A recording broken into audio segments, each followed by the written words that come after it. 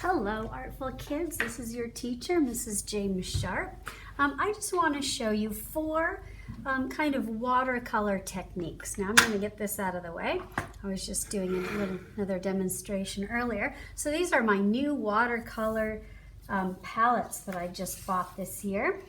So I just want to go over four fun watercolor techniques. So the first one is called wet on wet. So what I'm going to do is get lots and probably a nice big brush works better. Now I usually have lots of different sizes of brush here depending on what you're doing. So bigger brushes cover more area. Smaller brushes are for smaller, more detailed areas. So I'm going to do wet on wet. So the first thing I want to do is get lots of water and cover a big area with water. All right, and just get some puddles going. All right, now before that dries, I'm going to get into the color that I want. So maybe I'm going to do this color. All right, and I'm just going to dab that down. And do you see how the water on the paper spreads it around? Look, it's got its own life. It's just kind of doing whatever. Now I'm rinsing my brush because I'm going to go into a new color. So I need to rinse it really well. I'm just going to add some other colors. Now I did get quite a bit of water in there, so that's fine. And you can even roll it around a little bit. All right, and eventually that water will dry. All right, but do you see how it just kind of spreads out and creates a life of its own? That's called wet on wet. All right, so I'm just going to kind of leave that there to dry. All right, now I'm going to do a dry brush demonstration. So you need a brush that's pretty dry. Let's see, you need enough water so that you can get some paint up. And then, so say I'm making grass. All right, and do you see how dry that looks? Now, a lot of times I say to the little kids, if it's too dry, add water. But you might be going for a look like this that's kind of dry. So maybe you're making grass, all right, and you want it to kind of look wispy and dry.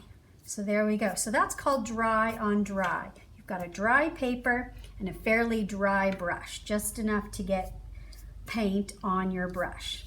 All right, so that's wet on wet, dry on dry. All right, so I'll try to use the same paper, save paper. All right, now this one is called Crayon Resist, okay? So I'm gonna draw something with oil pastel or crayon. So white crayon or white oil pastel. All right, now I can see what I'm drawing. You probably can't see what I'm drawing yet because just the way the video is, but I can kind of see what I'm drawing, more or less. All right, so I kind of drew a pattern there. And now what I'm going to do is take my brush, I'm going to clean it out because I don't want any of that blue left. Now sometimes these brushes, they stain a bit, so the brush is actually dry even though it looks blue. If you do this and you can see that the water is clean, then you know your brush is clean. All right, and what I'm going to do is paint right over all of that area. Let's see, let's get a good red. All right, and then anywhere I use that oil, it's going to resist. All right, so that design that I drew is going to resist the paint and it will show through. So there we go. You can see my heart. I drew a heart and I made some little swirly marks around the heart. All right, that's called Crayon Resist. All right, now my last technique I want to show you is called, I can't remember, it's called blotting or dabbing. Anyway, not dabbing like that, but no. Dabbing in art means like this. That's dabbing, okay? All right, so I'm gonna do purple. I haven't used any purple yet. All right, so I'm just gonna kind of put on some color here. This is kind of a medium, not too dry, not too wet. So just with this, remember, if you want darker color, less water, more paint. If you want lighter colors, more water, less paint, if that makes sense. All right, so I've got some color on there. Now, if you take a tissue and you dab, This is dabbing in art.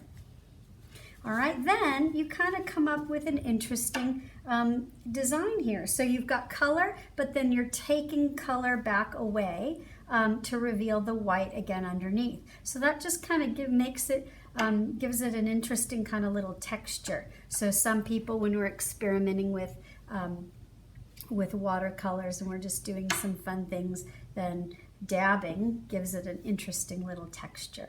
All right, so there are four fun little watercolor techniques that you can try. And watercolor is a really fun thing to do at home because it's really easy. It's easy to clean up. The brush is all you need to do is rinse it, and then that's pretty much clean. You don't have a lot of messy paint to wash, to clean. Watercolors are simple and easy. All right, so I hope you're doing a lot of painting at home and trying new fun things. All right, happy painting.